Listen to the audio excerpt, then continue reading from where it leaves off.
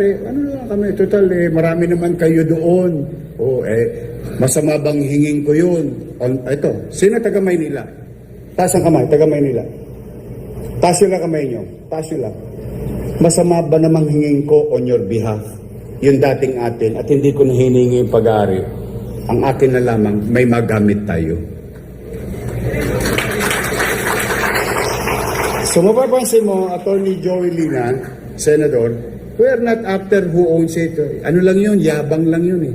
What we're after is that sana magkaroon din ng opportunity ang Manileño, ang mga batang Maynila to have such jewel. Ngayon, now tatawid ako ngayon dito sa nanggigigil na mga golfer, pero sa totoo lang, mga taong gobyerno po yun, nag-golf doon ng alas 3 ng hapon, hindi pa tapos ang opisina. Pagka pinilit-pilit nila ako, picturean ko sila lahat doon, ipakita ko sila sa publiko. Nang gagalaiti sila na bakit daw gagawing park. Tingnan nyo ang argument ha. Tingnan nyo ang argument. Talagang alam-maalata mo ang taong makasarili. Sabi, dami-dami nyo ng park. Luneta, park. Arroceros, park. Bakit para ako gagawin park yung Intramuros golf course?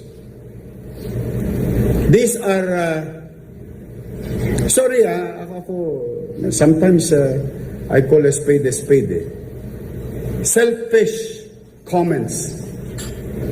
Akala mo bang wala silang mga anak? That their sons and daughters, their grandchildren will continue to live in the city of Manila and continue to breathe carbon sa kalsada because they enjoy that spit away from their offices at nyumanyanga-nyanga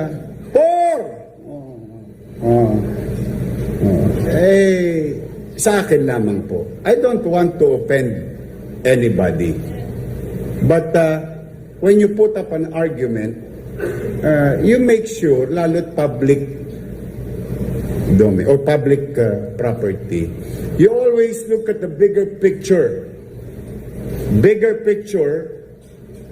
or biggest chunk.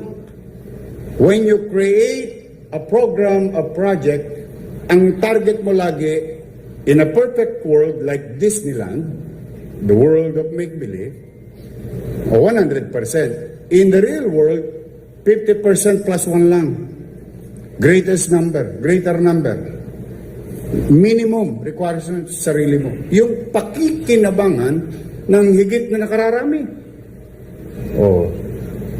Kung yan po ay magiging available as part, like Central Park of New York, that will be our legacy for our great-grandchildren.